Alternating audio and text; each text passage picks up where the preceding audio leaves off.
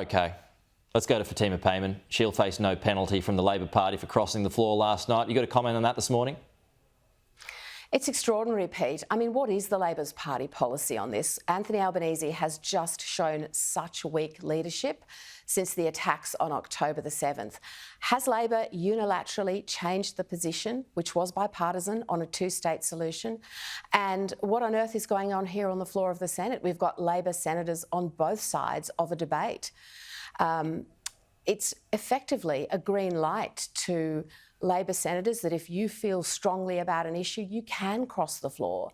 So the shield of caucus solidarity is gone. And no one has crossed the floor in Labor since 1986. It's clearly not Labor Party policy that you do break that caucus solidarity. But here is a clear message that if you feel strongly about something, then you can. Yeah, well, I mean, what's the difference though? Because members of the Liberal Party cross the floor quite often. And we're Liberals, Pete, and that's why I'm a Liberal, and that's something that our party believes in.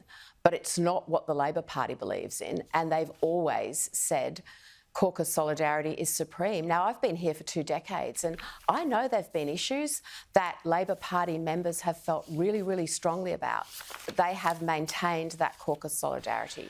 Well, that's gone now. This is a big test for Anthony Albanese and for his leadership.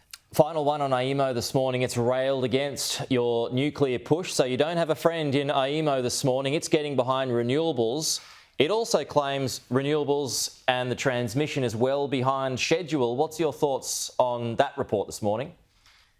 So well behind schedule. That's what AEMO has been saying, and we'll go through that report in detail, Pete, but it also warned recently of blackouts, brownouts, and not enough gas in the system over a very cold winter. So it's so vital that people understand that while the coalition supports renewables and gas and nuclear, Labor has a renewables-only approach, and it is failing miserably. It is not keeping up. That's clear from the report and from all the information we've been given. Meanwhile, we've got the Environment Minister boasting about reducing the number of gas project approvals. We've got the Resources Minister saying, yes, the price of gas will go up. We've got the State of Victoria saying we don't like any gas. And we've got Australians choosing between heating and eating this winter because it is just too cold. You can't keep the lights on and you can't keep your manufacturing businesses But the operating. AEMO moving against nuclear, though, is that a blow for your nuclear ambitions? Well, it isn't government policy for nuclear to exist, and therefore they are not in a position, But you want it to be. I anticipate, to evaluate it. Yes, we do. Yes, we do. And that's why we're having this debate. That's why we're having this debate, because we know that you can't have a renewables-only approach. Well, if you've got 90% of power exiting the grid in the next decade and you haven't got secure baseload power, because all Labor talks about, and I've been listening to it all this week, Pete, is renewables, renewables. They're not actually able to say how you can stabilise the grid.